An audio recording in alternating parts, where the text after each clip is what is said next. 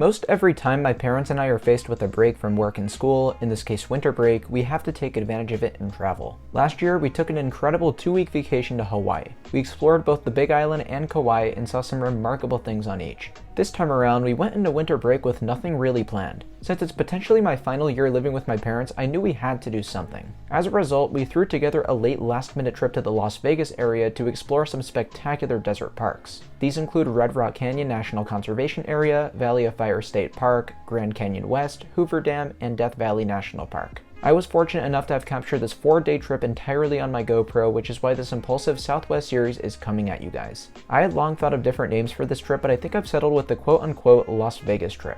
Why? Well, I think this series is great for anyone who lives in the Las Vegas metro area or is planning to visit Las Vegas in the future. These 5 places are perfect for a short and relatively inexpensive 4-day itinerary, so I hope you all enjoy it and will find yourselves inspired to travel more. Today, I want to cover our first destination, Red Rock Canyon National Conservation Area. This mountainous park is administered by the Bureau of Land Management as a part of its National Landscape Conservation System. Red Rock Canyon is located about 15 miles west of Las Vegas, so it was just a short 25-minute drive from the Las Vegas Strip. The way this place is set up is really unique, as it's made up of a one-way 13-mile road. That means that if you come here, you absolutely must plan ahead, and luckily, you have me here for that. As its namesake suggests, Red Rock Canyon is home to lots of red color formations. This is best demonstrated at some of your earliest stops, Calico 1 and Calico 2.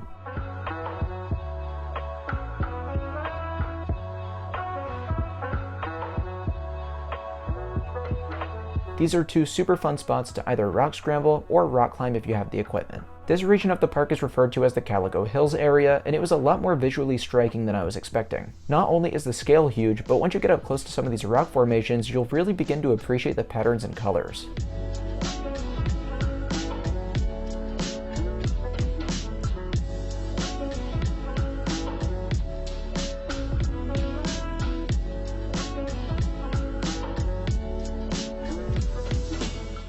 So this over here is Calico 1. They have a hiking trail that goes like way down there, and you can see some of the people, they look like little specks. It gives you an idea of just the sheer size of this thing. We didn't spend too much time here as we wanted to put a lot of time aside for the main hike of the day. By far, the most trafficked hiking trail in the park is the Calico Tanks Trail. This is a moderate 2.2 out and back hike that was a bit on the harder end. There's lots of technical rock scrambling, which was especially difficult for my mom, who isn't your avid hiker. She was ready to give up a number of times, but we kept helping and motivating her to get to the top and complete one of her most strenuous hikes. Calico Tanks is a super fun journey that'd arguably take over its payoff. It's fun maneuvering your way up the mountain to get to your final view. That said, I urge you to stop every once in a while and take in your surroundings. It's incredible to look back and see some of the park's highest peaks, as well as the canyon walls that trap you in on either side.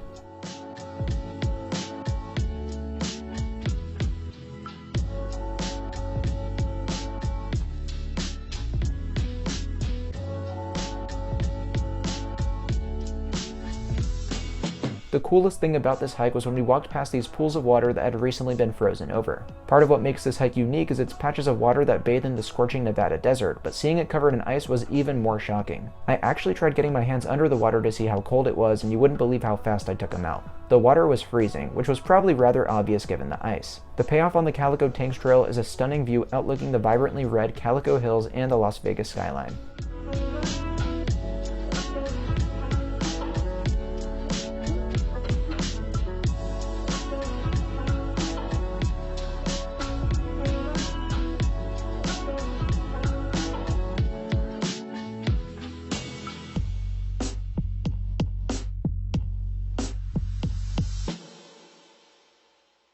It's a super rewarding finish to a rather enduring hike. I have to say, I'm so proud of my mom for completing this one, as she actually came here with my stepfather Hugh a couple years ago and failed to do so. But with the 2 of us helping her along the way, she was able to do what she didn't think her body was capable of.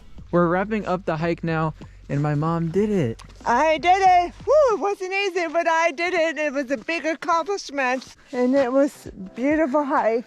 The red rocks are so amazing. Now, sunset was soon approaching by this point, and if you're wondering how it happened so fast, it's a combination of 2 things. 1, we had a long 5-hour drive up here from San Diego, and 2, the Calico Tanks Trail, which usually takes an average of 1.5 hours, took us more like 3 hours. That said, we did make it down in time to enjoy a gorgeous sunset at what is arguably one of the best spots in the park to view it, the High Point Overlook.